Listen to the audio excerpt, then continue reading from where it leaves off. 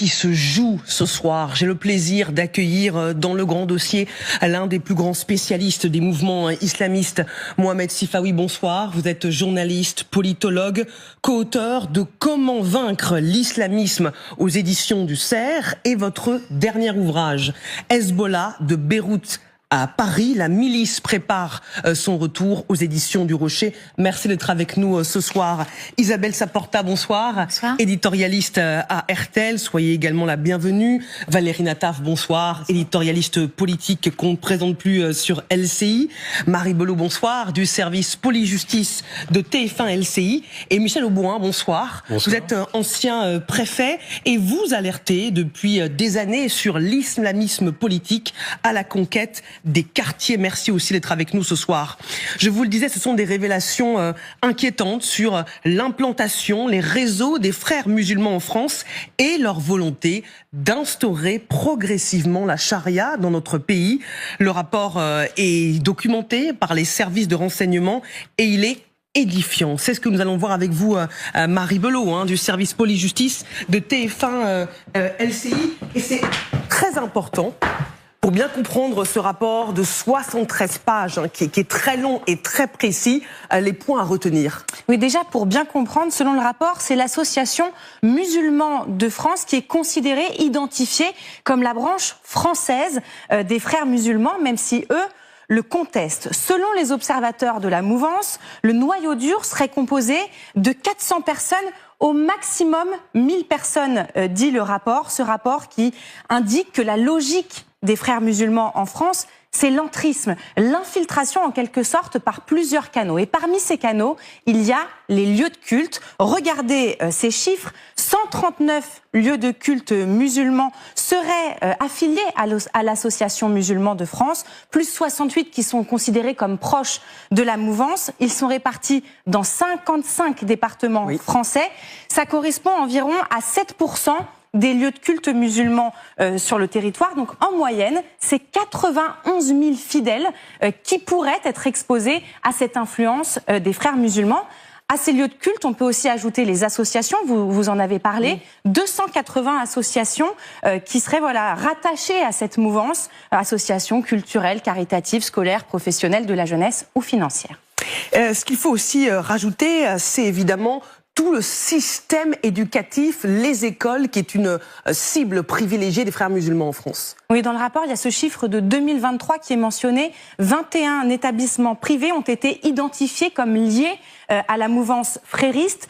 Ça a fait environ 4200 élèves qui seraient concernés. On peut ajouter aux écoles privées les écoles coraniques, l'équivalent du catéchisme. Et là, le rapport dit ceci: un tiers des écoles coraniques sur les 815 recensées évoluent, je cite, dans un courant fondamentaliste de l'islam. 115 seraient directement liés aux frères musulmans. Et je vous cite cette citation du rapport: l'investissement des frères musulmans dans le secteur éducatif se déploie dans un contexte d'augmentation continue des atteintes à la laïcité recensées en milieu scolaire, alimentée par l'activité des prédicateurs en ligne. Merci beaucoup Marie Belot du service Police-Justice de TF1 LC. Grâce à vous, nous avons posé le cadre du débat et le cadre de ce rapport qui a été critiqué par le CFCM, le Conseil français du culte musulman, qui a réagi ce soir en publiant un communiqué. Le CFCM exprime sa profonde inquiétude face aux possibles dérives et instrumentalisation des données rendues publiques, en particulier celles concernant des lieux de culte, des institutions, associations, individus présentés comme affiliés à la mouvance des frères musulmans. Cela risque de nourrir des fantasmes et des théories complotistes dont les conséquences sont malheureusement bien réelles: stigmatisation, agression, mise en danger de l'intégrité physique des Français de confession musulmane. Mohamed Sifawi, est-ce que ce rapport est lucide ou alarmiste ? Ah non, il est très lucide. Je l'ai lu attentivement et pour vous faire une confidence, j'ai eu la possibilité de consulter avant qu'il ne soit public, grâce à des sources qui l'avaient. Donc j'ai passé la semaine à le lire et à l'analyser. Tout ce qui est dit n'est pas nouveau pour tous les spécialistes qui travaillent sur le sujet depuis longtemps, et j'en fais partie. Ça documente et ça permet de clore, si j'ose dire, des polémiques malheureuses, parce qu'il y a maintenant une trentaine d'années, à chaque fois qu'un auteur, qu'un universitaire, qu'un journaliste, qu'un chercheur travaille sur l'islam politique, il est immédiatement stigmatisé, pointé du doigt, comme si le fait d'enquêter sur une organisation qui porte une vision totalitaire de l'islam, il faut le dire, et qui, il faut le rappeler, et je le dis à l'adresse de ceux qui prétendent défendre les musulmans, les frères musulmans, leurs méfaits ont commencé à l'égard des musulmans d'abord, eux-mêmes. Statistiquement et historiquement, ce sont les premières victimes des frères musulmans. Beaucoup semblent l'oublier aujourd'hui en France, ou font semblant de ne pas le savoir. Parce qu'il y a beaucoup de dogmatisme et d'idéologisation de tous les débats dans cette société, malheureusement. La question qui est posée, au-delà des chiffres qui sont importants, que vous avez rappelés, c'est la mise en place d'écosystèmes qu'on arrive à voir, et monsieur le préfet peut-être pourra le confirmer ou pas, il y a dans ce pays depuis un certain nombre d'années des ghettos ethno-religieux qui se sont constitués, et ces ghettos ethno-religieux ont permis aux frères musulmans de se poser, de faire souche et de créer des écosystèmes en mettant en place, outre des lieux de culte qui deviennent presque secondaires en vérité, parce que leur vraie influence passe aujourd'hui par des écoles hors contrat, par des associations dites culturelles dans laquelle ils diffusent tout, sauf la culture universelle, en tout cas une culture assez spécieuse, les associations sportives et évidemment l'influence à l'égard ou avec un certain nombre de responsables politiques qui, de façon, je dirais, astucieuse ou cynique, ont choisi depuis quelques années de faire du clientélisme et de créer des ponts avec des représentants des frères musulmans, parce que ces représentants des frères musulmans, qui ont pris ou qui ont fait main basse sur certains quartiers populaires, ont cette capacité de mobilisation, justement, et cette capacité à être force de frottement. Donc il y a des alliances contre nature qui se sont faites et qui donnent lieu à quelque chose d'assez curieux, où on voit parfois des gens qui sont censés être des défenseurs des libertés individuelles, des principes d'égalité entre les femmes et les hommes, s'annoncer comme finalement des défenseurs du symbole de l'infériorisation de la femme, des gens qui sont normalement défenseurs des minorités sexuelles, qui se mettent à devenir des alliés objectifs des plus grands homophobes qui puisse y avoir dans le monde musulman, on y reviendra musulmans. Enfin, voilà. Qui sont donc tout ceci, en vérité, pour finir, ce rapport permet d'avoir un instrument sérieux qui n'est pas, je dis pas que ce qui a été fait jusque-là n'est pas sérieux, mais en tout cas un instrument sérieux et officiel qui dresse un constat froid, documenté sur l'état réel d'entrisme et d'influence des frères musulmans en France. Michel Auboin, est-ce que ce rapport est une claque pour la République, pour reprendre les mots de Gabriel Attal ? Peut-être que c'est une claque parce qu'on le rend public. Évidemment, pour ceux qui travaillent sur ces sujets, y compris au ministère de l'Intérieur, il y a longtemps que les frères musulmans sont connus. D'ailleurs, il y a des écrits depuis une vingtaine d'années sur le sujet. Là, c'est parfaitement documenté, puis surtout, c'est rendu public. C'est donné à lire à la totalité des Français, musulmans et non musulmans. Michel Auboin, pour être tout à fait honnête, et Dieu sait qu'on travaille sur ces questions en tant que journaliste, et j'ai maintes fois reçu Monsieur Sifawi, mais j'ai été étonné par le poids, l'ampleur du réseau, et je pense que ce soir, il y a beaucoup de téléspectateurs qui nous écoutent, qui nous regardent, et qui se disent « Waouh, on n'avait peut-être pas pris conscience de l'ampleur du problème ». C'est sûr. Et d'ailleurs, tant qu'on l'avait pas quantifié, en fait, personne s'est vraiment rendu compte de la force de cette confrérie. Ce qu'il faut bien comprendre, c'est que dans les marges de l'islam en France, c'est quand même 2500 grandes mosquées, des millions de fidèles, etc. Donc on est vraiment dans les marges, puisque là on parle de 139 lieux de culte sur les 2500. Mais dans ces marges-là, de l'islam intégriste, on avait, il y a quelques années, on prêtait beaucoup d'attention aux tablirs, aux salafistes et à toute une série de cellules ainsi, parce qu'elles étaient très visibles dans l'espace public. On n'a pas prêté assez attention aux frères musulmans, parce qu'ils sont beaucoup plus discrets. Et d'une certaine façon, comme ils pratiquent l'entrisme, ils se plient à tous les modes, à tous les codes qui leur permettent de se fondre dans la société française. Alors écoutez ce que répond le ministre de l'Intérieur, Bruno Retailleau, à ceux qui l'accusent de faire des amalgames. Ce rapport est alarmant. Il concerne l'islamisme. Je tiens à dire, du reste, qu'il faut séparer les menées islamistes d'une pratique de l'islam qui est compatible avec la République. Valérie Nataf, Bruno Retailleau monte au créneau sur un sujet très sensible et il répond tout de suite aux accusations. Oui, bien sûr, parce que Bruno Retailleau, depuis quelques jours, a mis en scène ce rapport. Je veux dire, pour commencer, que ce rapport, quand on le lit, on s'aperçoit à quel point il est documenté, objectif. Il s'agit d'un préfet et d'un diplomate et des services de renseignement qui ont travaillé et qui ont donné une somme d'informations factuelles, vous le disiez, qui peut en sidérer certains, ceux qui n'ont pas travaillé sur ces questions ou ceux qui ont fait preuve de naïveté. Or, ce rapport, d'une certaine manière, solde la fin de la naïveté, des reculs, des renoncements, voire des instrumentalisations de ces questions. Donc, de ce point de vue-là, Bruno Retailleau a commencé à mettre en scène cela, cette espèce de tombée d'écailles, si vous me permettez l'expression, sur l'entrisme d'une confrérie qui n'a pas pignon sur rue, c'est ce que vous expliquiez, monsieur le préfet. Vous pouvez pas sonner à la porte des frères musulmans et dire qu'est-ce qui se passe ici. Et ce qui, moi, m'a le plus impressionné, c'est ce que le rapport appelle l'entrisme par le bas. Il n'y a pas une organisation pyramidale.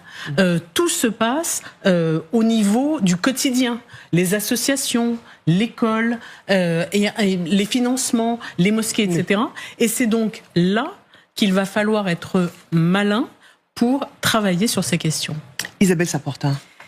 Bon, écoutez, moi, d'abord, je reste, entre guillemets, à ma place quand je suis entourée d'un politologue comme Mohamed Sifawi ou de vous, monsieur le préfet. Je sais la difficulté que c'est, effectivement, d'avoir au quotidien à traiter ces questions d'intégrisme, de radicalisme, de gens qui s'excluent eux-mêmes de la société. Je sais toutes les difficultés auxquelles vous avez à faire face en permanence pour avoir cette liberté de ton et de parole. Pardonnez-moi, mais je vais juste essayer ici de relativiser un tout petit peu. Pourtant, Dieu sait que je n'ai, pardonnez-moi de dire, Dieu sait, c'était pas très malin de ma part, mais en tout cas, quel que soit, c'est effectivement, je n'ai aucune sympathie pour tous ces mouvements-là, ça va sans dire. Mais je voudrais quand même qu'on se dise qu'on parle de 139 lieux de culte sur 2800 mosquées. Qu'on parle de, j'ai les chiffres de 300 associations sur 1,5 million d'associations en France, de 127 associations sportives sur 350 000 associations sportives en France, de 4 200 élèves musulmans qui seraient dans ces mouvances sur 1,7 million d'élèves musulmans en France. Donc, si vous voulez, on est sur... On est du minoritaire. Oui, on est tout à fait d'accord. Mais bien heureusement, ça c'est pas.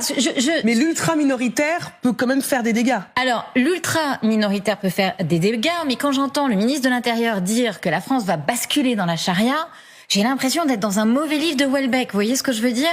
C'est-à-dire que moi, ce qui me pose problème aujourd'hui, c'est cette espèce de course à l'échalote. Il y a des gens comme vous deux qui vous battez depuis des années pour montrer les choses, montrer la vérité, Et là, on a des politiques.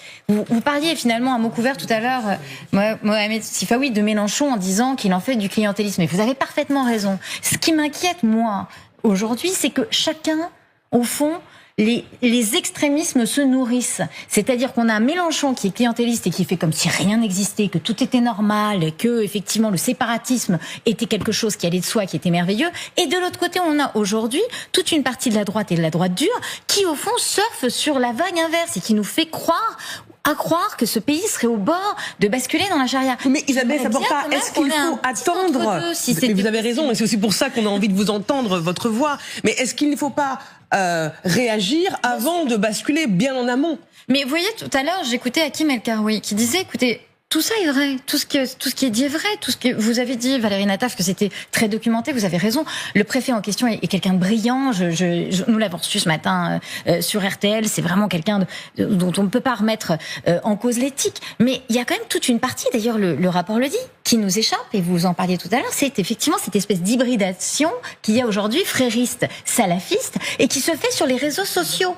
Et donc, est-ce qu'on n'a pas, et c'est presque une question que je vous pose à tous les deux, est-ce qu'on n'a pas un temps de retard avec ce rapport, qu'on aurait dû sortir peut-être il y a 10 ans, enfin, réjouissons-nous qu'ils finissent par sortir, et que au fond, le combat d'après, aujourd'hui, se jouera avec les GAFAM pour interdire des influenceurs, et ce combat-là, on le mène pas. Je pense que Mohamed Sifawi et Michel Auboin ont envie de vous répondre.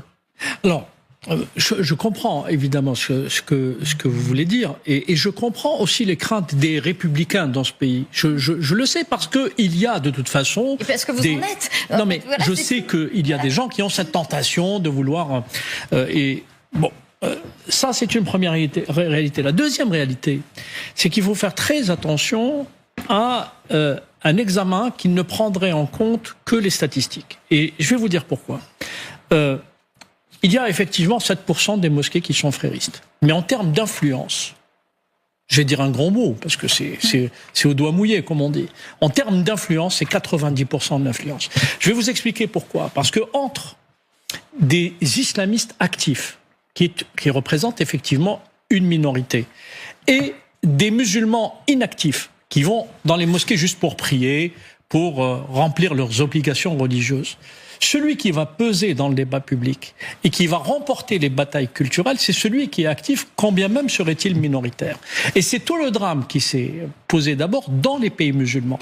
Les islamistes dans les pays musulmans, quand ils ont pris le pouvoir, quand ils ont gagné les batailles culturelles, quand ils ont imposé leur narratif, c'est pas parce qu'ils sont majoritaires, même s'ils finissent par donner toujours cette impression, c'est parce qu'une majorité d'abord est tétanisée. Et ils ont véritablement peur d'eux. Ils ont peur d'eux intellectuellement parce que les islamistes ont beaucoup travaillé, parce qu'ils ont des arguments, parce qu'encore une fois, ils ont remporté toutes les batailles culturelles. Et à côté de ça, il y a toujours un déséquilibre entre celui qui est très militant, très engagé, et celui qui est passif, qui est spectateur de l'histoire. Il se trouve qu'aujourd'hui, et je le dis avec beaucoup à la fois de sévérité, mais de réalisme, les musulmans sont... D'une certaine façon, je parle des musulmans qui sont attachés à la République, ils sont spectateurs de l'histoire, ils ne sont pas acteurs de l'histoire. Ceux qui sont acteurs de... Alors, il faut qu'ils prennent... ce débat, on va l'avoir dans un instant. Il faut qu'ils prennent le dessus sur cette minorité qui est en train d'hypothéquer l'avenir de leur Michel Auboin. Oui, je crois que ce qui peut-être est l'élément le plus important, c'est que les frères musulmans entrent dans l'appareil politique. En fait, tant qu'ils mettaient pas en cause les institutions, c'était pas très grave.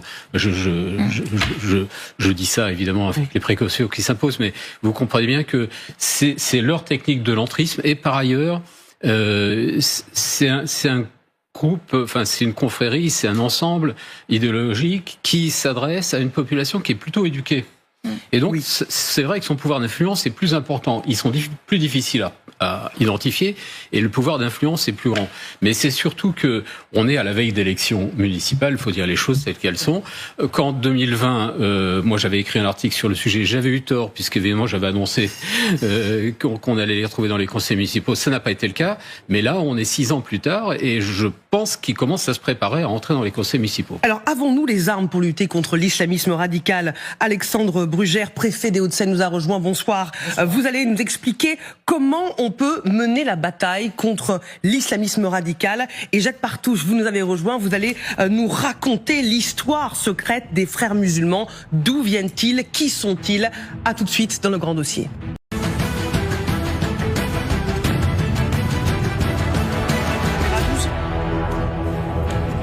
Vous êtes devant le grand dossier intitulé ce soir « Frères musulmans, la France sous influence ». La question se pose après la publication de ce rapport accablant sur le poids, l'influence, les réseaux des frères musulmans qui veulent à terme instaurer la charia en France. Quelles sont nos armes pour lutter contre l'islamisme radical? Faut-il interdire cette mouvance comme le proposent certains élus? Pour y répondre, Alexandre Brugère est avec nous, préfet des Hauts-de-Seine. Vous menez depuis des années un combat sur le terrain contre l'islamisme radical. Vous tentez, je cite, qui tente de rentrer, selon vous, dans l'ensemble des sphères de la société. Vous allez nous dire comment il faut combattre.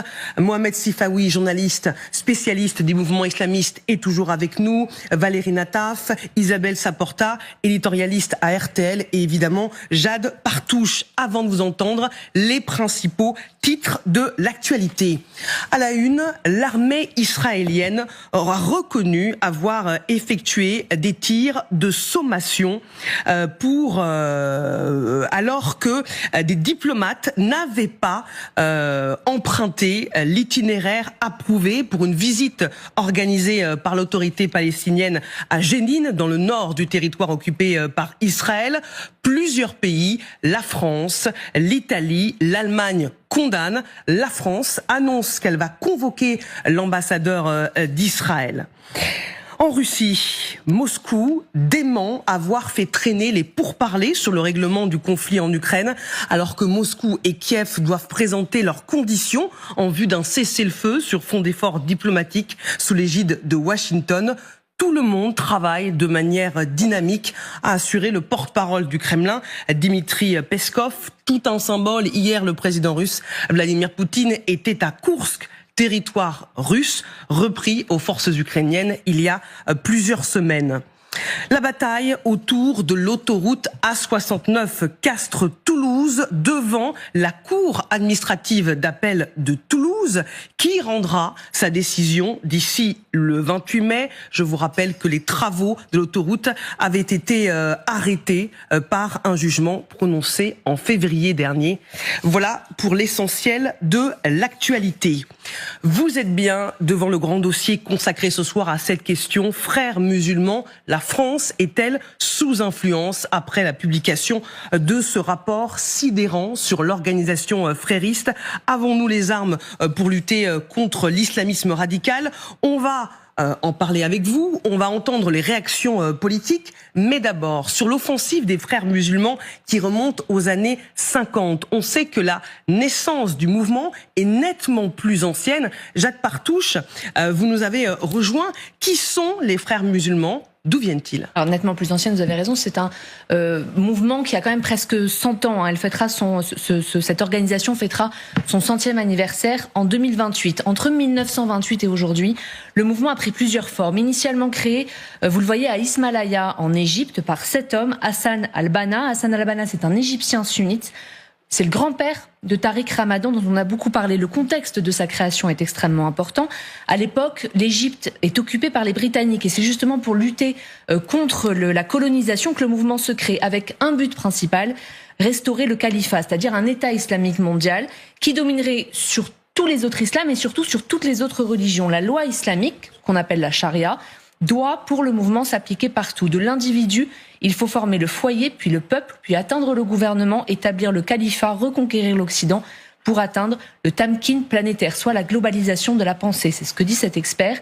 Le théoricien du djihad a été pendant un long moment l'un des membres des frères musulmans les plus en vue. D'ailleurs, il y a un virage qui est pris parce qu'initialement le mouvement se veut non violent, sauf que tout bascule en 49 au moment où son fondateur est assassiné. Le mouvement crée à ce moment-là une branche armée, et c'est là que la violence s'installe. Sauf que ça ne plaît pas du tout au gouvernement égyptien. Le président Nasser dissout le mouvement, qui à l'époque réunit quand même déjà plus d'1 million de membres.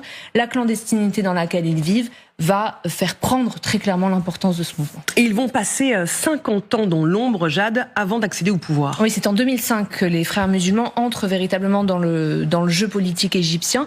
Le parti est créé, PLJ, Parti de la justice et de la liberté, qui devient quelques années plus tard la deuxième force politique du pays. Jusqu'à la chute d'Hosni Moubarak, qui est président égyptien de l'époque, Mohamed Morsi, l'homme que vous voyez à l'image, qui est le chef donc du PLJ, devient à ce moment-là président d'Égypte. Alors ça ne va pas durer, parce que ça va durer qu'une seule petite année. Al-Sisi va les chasser du pouvoir en 2013, va dissoudre le PLJ, et c'est justement dans l'ombre que pendant tout ce temps, le travail est fait. Parce que depuis bien longtemps, les frères musulmans ne se cantonnent plus à l'Égypte. Ils se diffusent d'abord dans les pays à majorité musulmane parce que c'est plus facile, puis ensuite l'Occident et particulièrement l'Europe. Il faut savoir que ce mouvement n'est pas vue comme une organisation structurée, mais comme une idéologie qui est reprise à l'envi, qui porte différents noms en fonction des pays dans lesquels on se trouve et dont les modes d'action s'adaptent très clairement au contexte local. Justement, Jade, en Europe, le travail d'influence se présente autrement ? Oui, alors autant dans le monde musulman qui est considéré comme un territoire, c'est plutôt acquis, autant en Europe ça ne l'est pas. L'opération qu'il mène, c'est véritablement d'inscrire la pensée dans tous les aspects de la vie. Vous le disiez tout à l'heure, association, enseignement privé. Il y a de l'émotion. Activités sportives, voyages, sites de rencontres, vous voyez que c'est un éventail extrêmement large. En France, l'idéologie s'est implantée via l'UOIF, l'Union des organisations islamiques de France, qui a été fondée en 83, qui est devenue ensuite l'Association des musulmans de France. Il faut le préciser, ces membres ne se revendiquent pas comme appartenant officiellement aux fréristes, mais certains dirigeants ne cachent pas forcément leur proximité spirituelle. Jade, les frères musulmans sont aujourd'hui considérés comme un mouvement terroriste ou extrémiste dans certains pays. Dans plusieurs pays, effectivement, principalement au Moyen-Orient et en Afrique du Nord, mais aussi dans les pays du Golfe. Vous allez voir, la liste va s'afficher. La Grande-Bretagne les surveille de près, mais de manière générale, les États-Unis et l'Union européenne ne considèrent pas officiellement le mouvement frériste comme un mouvement terroriste, même si certaines de leurs branches sont quand même désignées comme telles, typiquement le Hamas, qui est considéré comme une émanation des frères musulmans. Merci beaucoup, Jade, pour ce rappel historique nécessaire qui rappelle comment l'organisation a tissé sa toile en Europe, mais aussi en France. Alexandre Brugère, vous dites aujourd'hui les islamistes portent un projet de contre-société, contraire aux valeurs de la République, contraire aux valeurs de liberté qu'ils veulent ramener sous le contrôle de la loi religieuse, de l'égalité, de fraternité. Il faut mener une bataille idéologique, modèle contre modèle. C'est-à-dire ? Si vous avez la gentillesse de m'inviter cet après-midi, c'est que j'ai été amené à la demande de la Fondapol et de Dominique Régnier à formaliser un témoignage à la suite d'un événement que j'ai vécu. J'ai été invité dans une mosquée, la mosquée des Abeilles, pour porter un discours à l'occasion d'une rupture de jeûne.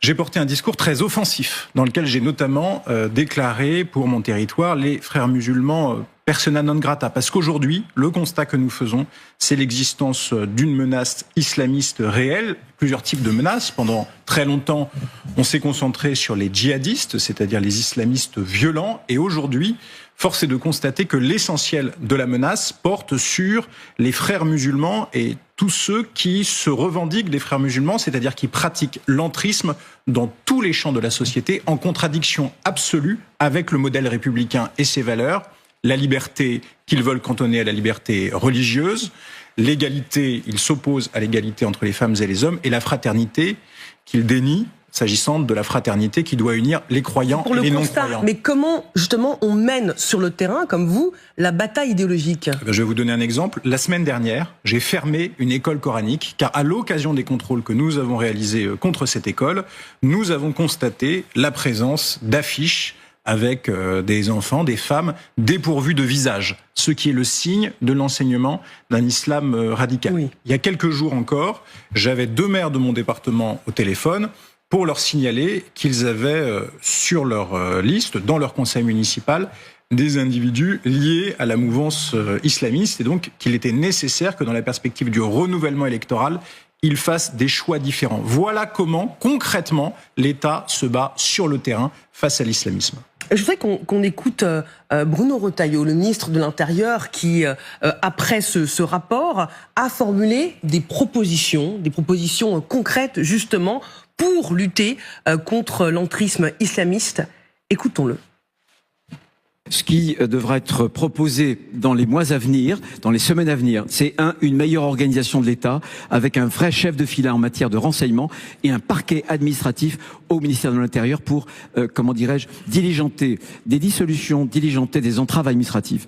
2, les circuits financiers, c'est capital. Et enfin, une stratégie de sensibilisation informationnelle, sensibilisation du grand public. Faut conclure. Dans quelques heures, le rapport sera rendu public, mais aussi il faudra former les fonctionnaires, mais en même temps les élus. C'est capital. Et croyez-moi, nous avons la ferme intention de combattre le frérisme et l'entrisme. Voilà pour la ligne tracée par Bruno Retailleau. On peut regarder ensemble des propositions justement très concrètes pour lutter contre l'entrisme islamiste. Voilà, développer l'islamologie, connaître les aspirations des musulmans, modifier la règle funéraire, enseigner l'arabe à l'école publique pour éviter qu'elle soit aux mains d'écoles confessionnelles sous le joug des frères musulmans, et reconnaître un État palestinien aux côtés d'Israël, parce que cette question, elle a été largement instrumentalisée. Qu'en pensez-vous, Mohamed Sifawi ? Ce que j'en pense, c'est que d'abord, il faut éviter de trop se précipiter et de faire une sorte de liste à l'après-vert de propositions qui parfois n'en sont pas. Si ce matin, les plus hautes autorités de l'État se sont réunies en Conseil de défense, c'est que ce sujet représente une menace stratégique. Et à juste titre, effectivement, il faut faire ce constat. Évidemment, il y a des mesures administratives, des mesures judiciaires, politiques à mener. Mais encore faut-il résoudre un nœud gordien qu'il faudra mettre sur la table. Et je pense qu'on ne pourra avancer en aucune manière sur ce dossier tant que ce sujet n'est pas traité. On a un problème de relations internationales étant donné que certains de nos partenaires stratégiques sont en même temps les sponsors de notre ennemi de l'intérieur. Et je pense au Qatar, à la Turquie, au Koweït, parfois à l'Arabie Saoudite et aussi à d'autres États qui ne jouent pas le jeu. L'instrumentalisation de l'islam politique est un fait, évidemment, des frères musulmans. Mais pas seulement. On a le salafisme, on a le tabligh, on a d'autres courants qui ne seront pas traités, qu'il faudra aussi traiter. Mais il y a l'instrumentalisation de certains États islamistes ou pas, d'ailleurs. Dans les États islamistes, c'est par conviction idéologique. Type le Qatar, c'est un sponsor des frères musulmans depuis le début des années 60. Mais comment on coupe les ponts ? Le Qatar, il est partout. Je ne vous dis pas de couper les ponts, je dis juste, parmi les propositions, si on se dit, on va lutter contre Mouloud, next door, qui est notre compatriote, en se disant c'est comme ça qu'on va régler le problème des frères musulmans, on se trompe. On règle le problème d'abord en mettant le Qatar, la Turquie, l'Arabie Saoudite, le Koweït et tous ceux qui sont censés être des alliés stratégiques ou des États avec lesquels nous avons des relations d'État à État devant leurs responsabilités et leur dire ce que la France n'acceptera plus désormais. Parce que par cohérence, si on arrive à juste titre à considérer que les frères musulmans représentent un danger pour la République, nous devons être aussi clairs dans la définition qui doit être, je dirais, celle de l'État dans son expression en relations internationales avec un certain nombre de pays. Et ce discours de vérité doit être tenu par la diplomatie française. Il n'est pas tenu aujourd'hui. Donc pour moi, si vous voulez, toutes les actions qui sont menées, comme celles qui sont menées par Alexandre Brugère, sont excellentes. Et d'ailleurs, il donne la preuve que lorsqu'un acteur public agit, il réussit. Mais l'action que peut faire un préfet comme Alexandre Brugère ou tous les préfets de la République restera comme remplir les tonneaux des Danaïdes si on ne prend pas le problème à la source. Le problème à la source, encore une fois, c'est comment faire en sorte d'interdire, oui, un certain nombre d'organisations en France, qui sont aujourd'hui clairement des ennemis de la République et qui utilisent un cadre, si vous permettez, sans être trop long. Et après, il faut qu'on entende aussi avec comment l'Union des organisations islamiques de France s'est créée en 1983. Une idée généreuse de la gauche, de Mitterrand, en 1981, dès l'arrivée au pouvoir de la gauche, et c'est très bien, ça partait probablement d'une très bonne intention, donner la possibilité, grâce à un changement législatif, à des étrangers de créer des associations. Et c'est à partir de là, les premiers qui créent des associations, ce sont des militants des frères musulmans qui étaient déjà présents sur le territoire français depuis le début des années 60. Notamment comme des étudiants. Et c'est cette myriade d'associations créées entre 1981 et 1983 qui va donner naissance à la création de l'Union des organisations islamiques en France, qui va s'appeler 2 ans plus tard Union des organisations islamiques de France, et qui va s'appeler in fine Musulmans de France. Donc c'est cette organisation qui a une filiation documenté avec les frères musulmans, qui est à l'origine de tout ça. Donc il faut déconstruire en fait tout ce qui leur a permis d'exister en tant que... Alors si je résume, interdire par exemple celles qui contreviennent à la loi, les organisations qui sont liées aux frères musulmans, ça peut être évidemment faire fermer les écoles coraniques qui ne respectent pas les principes de la République, mais comment on lutte contre l'influence des prédicateurs qui arrivent à séduire les jeunes, notamment sur les réseaux sociaux, peut-être aussi à l'école, en famille? Ce que je veux dire, c'est qu'il ne faut pas non plus se tromper dans le diagnostic. On agit depuis des années. Lorsque le président de la République fait le discours des Mureaux, et qu'ensuite il y a la loi séparatisme, c'est une révolution parce que pour la première fois, ce n'était pas le cas jusqu'à présent, on ne s'attaque pas uniquement aux islamistes violents, mais on s'attaque à ce fait communautaire qui vient fracturer notre unité nationale. Et ensuite, les outils qui sont prévus dans cette loi ont considérablement changé les choses. Par exemple, en restreignant l'instruction à domicile, on a ramené dans l'école de la République un certain nombre d'enfants qui en étaient écartés jusqu'à présent. Même chose quand on interdit, je suis très sensible à ce que dit Monsieur Sifawi sur les influences étrangères, mais lorsque courageusement le président de la République interdit les imams détachés et que nous n'avons plus aujourd'hui en France un seul imam détaché, c'est-à-dire un fonctionnaire étranger qui vient enseigner l'islam sur notre sol et qui, par définition, est peut-être moins à l'aise avec les valeurs de la République, qui sont celles de notre pays,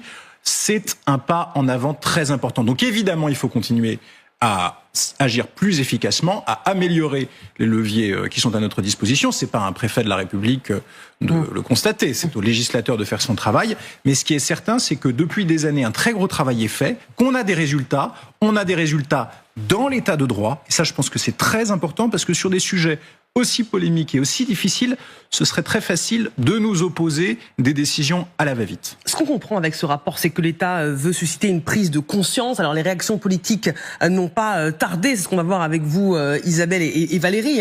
Regardez Jean-Luc Mélenchon qui alerte. Cette fois-ci, l'islamophobie, dit-il, franchit un seuil. Un conseil de défense autour du président accrédite les thèses délirantes de Retailleau et de Le Pen. Ça suffit, vous allez détruire notre pays. À l'opposé total de Gabriel Attal, ancien ministre de l'Éducation et ancien Premier ministre. Écoutons-le.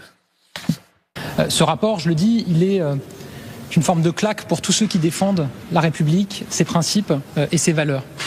Il montre une offensive organisée, coordonnée, pour défier nos valeurs républicaines, défier nos règles républicaines et imposer une idéologie qui n'est pas l'idéologie de la République. Isabelle Saporta. Écoutez, j'ai l'impression, quand j'entends tous ces politiques, d'avoir en fait des pyromanes de chaque côté. En fait, on a Jean-Luc Mélenchon qui est aujourd'hui, effectivement, vous avez raison, Mohamed Sifawi, de le rappeler, au fond un incendiaire. C'est-à-dire qu'on est très loin du Jean-Luc Mélenchon de 2012 qui disait foutez-nous la paix avec les religions. Enfin, c'était le plus laïcard des laïcards.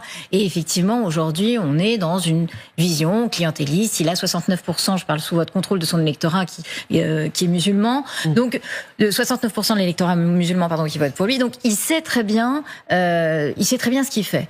Et de l'autre côté, j'entends Gabriel Attal. Alors, je ne comprends pas très bien son positionnement, parce qu'il y a quelques jours, il trouvait que Bruno Retailleau était quasiment d'extrême droite et qu'il fallait s'en défier. Et aujourd'hui, il est quasiment à la droite de Bruno Retailleau.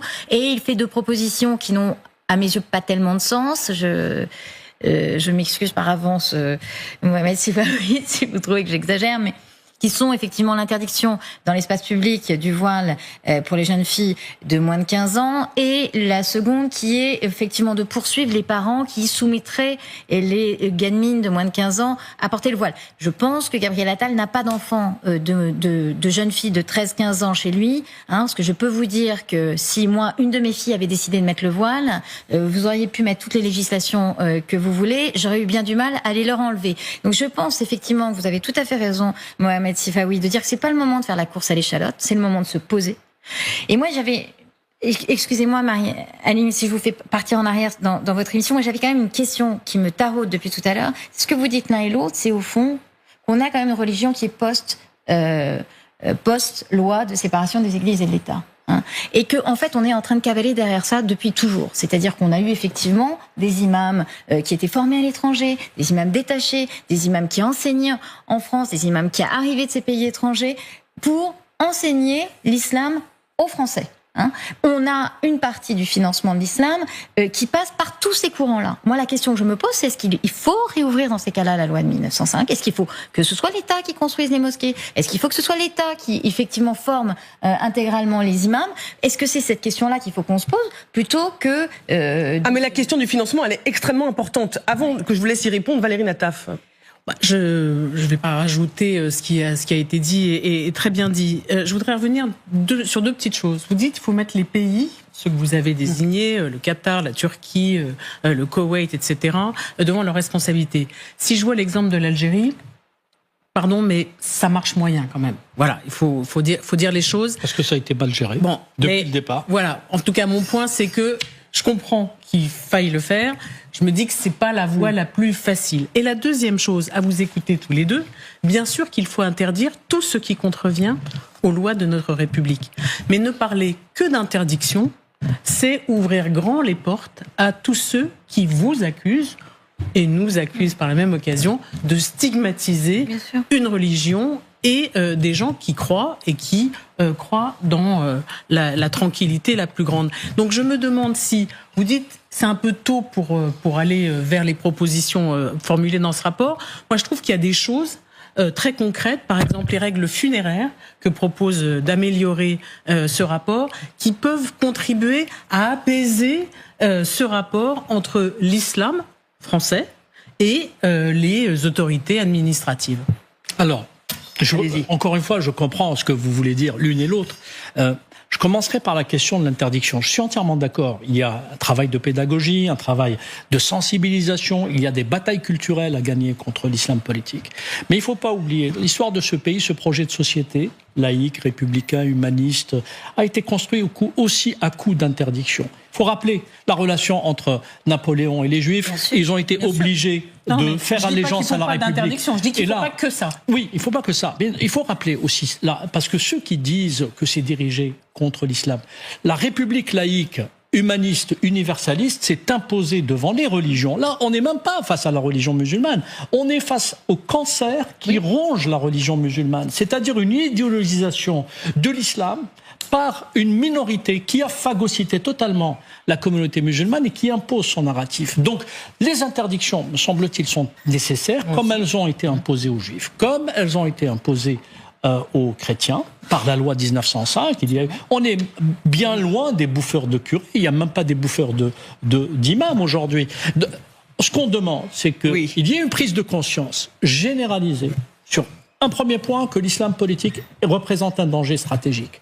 Que deux, il y ait un consensus, parce que c'est très difficile quand même dans ce pays d'avoir des consensus sur des sujets essentiels qui nous concernent tous. Avoir un consensus qu'il faut lutter avec les armes de la République et de l'État de droit contre l'islam politique. Et trois, enfin, qu'il y ait une prise de conscience sur le fait qu'on ne peut pas continuer avec des alliances contre nature avec des États étrangers. On a parlé de l'Algérie. L'Algérie en fait partie parce que c'est un régime qui instrumentalise aussi l'islam politique. Et donc, on ne peut pas continuer avec cette relation malsaine avec des États qui sont, encore une fois, les sponsors de notre ennemi de l'intérieur, tout en se prévalant d'un rôle d'ami de la France. Alexandre Precher. L'islamisme est l'ennemi de l'islam. Mais incontestablement, la République n'est forte que lorsqu'elle se fait respecter. C'est pour ça que nous sommes dans une bataille modèle contre modèle. Et il ne faut pas avoir la République honteuse lorsqu'effectivement il s'agit de faire respecter ses lois et de faire respecter ses valeurs. Et je vous dis d'autant plus que l'islamisme est la maladie de l'islam, que lorsque je suis allé dans mon département à la rencontre d'un certain nombre de responsables religieux, je suis allé dans une mosquée, je vais vous raconter cette anecdote, et l'imam de cette mosquée s'est tourné vers moi et m'a dit « Protégez-nous de l'islamisme ». Et essayez de nous aider, ce sont les premiers à nous demander de les aider. C'est pour ça que ce discours est important et à porter un discours républicain. Et je vais vous citer une ligne d'un document que cet imam très courageusement a lu à l'ensemble de ses fidèles le vendredi, 6000 fidèles. La confrérie des frères musulmans est une organisation terroriste qui ne représente en rien la religion de l'islam. Prenez garde à cette organisation, n'y adhérez pas, ne montrez aucune compassion pour elle. Eh bien, je trouve que c'est un très beau message parce qu'effectivement, il ne s'agit pas d'opposer les Français entre eux, mais bien au contraire, porter un message d'unité républicaine. Permettez-moi d'accueillir Didier Lemaire. Bonsoir, ancien professeur de philosophie à Trappes, auteur de Lettres d'un hussard de la République aux éditions Robert Laffont. Vous avez été un lanceur d'alerte, conspué pour votre discours. On se rencontre avec ce rapport que le constat vous donne plutôt raison. Vous allez nous raconter ce que vous avez vécu, votre regard. Restez avec nous dans le grand dossier.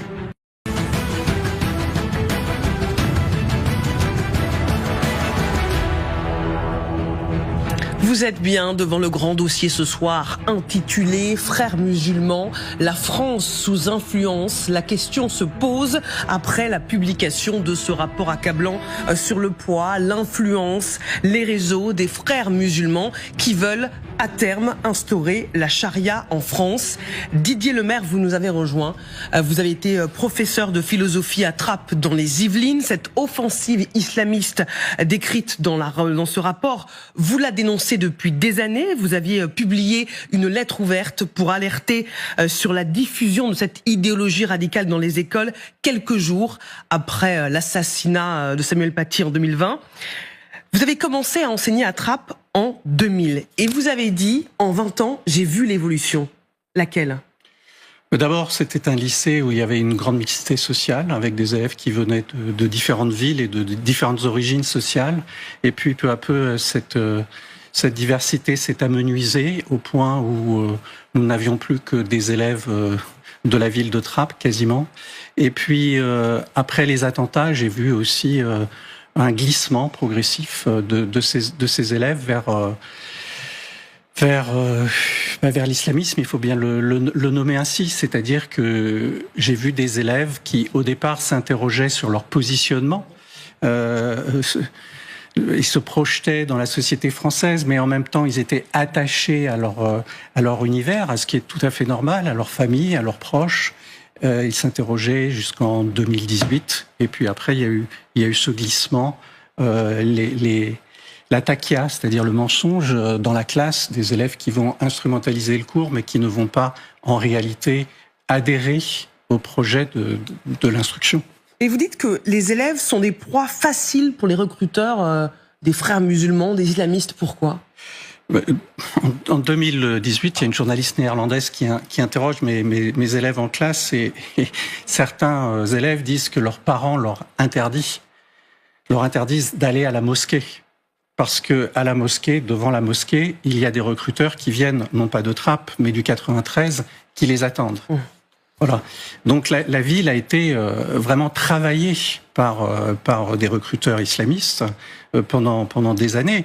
Ça a commencé, Hugo Micheron, sociologue, l'a expliqué. D'abord, ce sont des gens qui sont venus de l'Algérie. Il y en avait 5 ou 6 à Trappes. Ils ont commencé à prendre en main le milieu, c'est-à-dire à instrumentaliser la religion à des fins politiques. Et c'est ce travail pendant des années qui s'est accéléré après les attentats. Vous avez été donc témoin, parce que l'école est en première ligne face à l'entrisme islamiste, mais vous dites l'école de la République est morte. Ça veut dire que c'est trop tard pour mener le combat ? Et il me semble que l'école n'est plus ce qu'elle a été autrefois, c'est-à-dire une école de l'instruction qui permettait à chaque enfant de la République de s'émanciper. Et la preuve, ce sont les statistiques que nous avons de l'OCDE qui mettent la France à l'avant-dernier rang, tout de même, de l'inégalité des chances. C'est-à-dire que si vous venez d'une classe favorisée socialement et culturellement, l'école est un bon passeport pour vous, mais si vous venez de classes plus désavantagées, non, elle ne l'est plus. Donc, il faut prendre acte du fait que notre école, aujourd'hui, n'instruit plus, non seulement parce qu'elle n'est pas performante, mais parce qu'elle n'offre pas une chance à tous les élèves, et ensuite parce que l'islamisme a pénétré aujourd'hui l'école de 2 façons. D'abord par la peur, et d'autre part aussi par l'adhésion du corps enseignant à cette idéologie sous des formes diverses.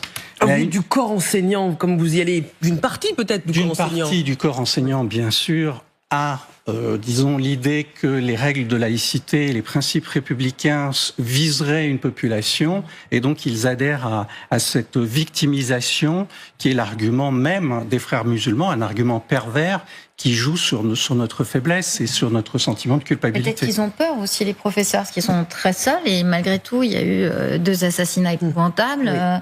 Moi, je trouve qu'on a, je vous le dis à vous, qui avez fait preuve de beaucoup de courage, mais nous, on a un beau jeu de dire, allez-y, vous êtes les sentinelles de la République, et en même temps, dès qu'il se passe quelque chose, ils sont lâchés par tout le monde, ils sont en première ligne au risque de leur vie. Oui, alors il faut prendre en compte la déficience de l'État. C'est-à-dire que, je peux vous en témoigner, le fait de ne pas être protégé par l'institution, de ne pas être soutenu. La plupart de mes collègues, à chaque fois qu'ils sont confrontés à des menaces de mort, que se passe-t-il ? Ils sont tout simplement mutés. Ce sont eux qui partent, non pas les élèves. À Trappes, nous sommes 3 enseignants à avoir été exfiltrés. Une enseignante avant moi, je l'ai appris plus tard, à ses frais d'ailleurs. L'éducation nationale a jugé bon de l'envoyer très loin dans la campagne, à ses frais, parce qu'elle était menacée par des parents d'élèves. Est-ce que je peux vous poser une question ? Est-ce que ce que vous décrivez, qui est le pas de vague qu'on a connu et qui est là dans des proportions tragiques, puisqu'on l'a rappelé, Isabelle Saporta vient de le rappeler, 2 enseignants sont morts dans des conditions atroces, est-ce que vous pensez que ça a changé à la suite de l'assassinat, de la décapitation de Samuel Paty et de l'assassinat de Dominique Bernard ? Je vais vous répondre par mon témoignage. J'ai enseigné pendant 3 mois sous escorte policière. De mon domicile, des policiers venaient me chercher et m'accompagnaient jusqu'à mon lycée. J'ai posé la question au rectorat, qu'envisagez-vous ? Quel protocole envisagez-vous pour me protéger et me permettre d'exercer mon métier ? On a fini par me suspendre et on m'a proposé un poste dans une ville qui est peut-être encore plus infestée d'islamistes que Trappes. J'étais à ce moment-là sous protection policière, c'est-à-dire que je vivais entouré de policiers dans tous mes déplacements. Voilà quelle a été la réponse du rectorat de Versailles, donc sous l'autorité du ministre. Mohamed Sifawi. Oui, je connais évidemment votre histoire. D'abord, je connais Trappes. C'est la première ville dans laquelle j'ai enquêté au début des années 2000, pour un livre qui était intitulé déjà et pour lequel on a beaucoup voulu La France malade de l'islamisme. Donc quand vous écrivez au début des années 2000 La France malade de l'islamisme sur la base d'une enquête de terrain, où j'ai été faire le tour de quasiment toutes les grandes villes de France et en m'infiltrant dans les mosquées pour prendre la température des sermons et des prêches. Il fallait voir la réaction. C'était moi le problème. Et donc, ensuite, ça devenait récurrent. C'est-à-dire qu'à chaque publication, à chaque révélation, à chaque enquête, c'était pas ce que je racontais qui était débattu. C'était l'auteur. C'était moi le problème. Et après, c'est passé des journalistes aux enseignants, à des universitaires, à des chercheurs. Et à chaque fois qu'un chercheur en université, un professeur enseignant la philosophie, alors de surcroît les professeurs de philosophie, je veux dire, quand on a fait un peu de philo, on sait très bien que on peut parler de tout, que c'est le libre examen, que c'est la libre pensée, qu'on peut critiquer non pas l'islamisme, mais y compris l'islam, et que les doctrines et les religions sont normalement examinées, etc. Eh ben non, c'est le professeur qui est mis en accusation, alors par des boutonneux qui ne comprennent rien à rien, mais qui sont abrutis par leurs parents aussi, mais qui de surcroît, au lieu d'avoir la solidarité nationale et la solidarité de la corporation, de l'administration, c'est tout l'inverse qui se crée. C'est lui qui était le problème. C'est lui qui était le problème. Et je peux vous assurer que parce que on sait célébrer les morts dans ce pays que j'appelle désormais le Padvakistan.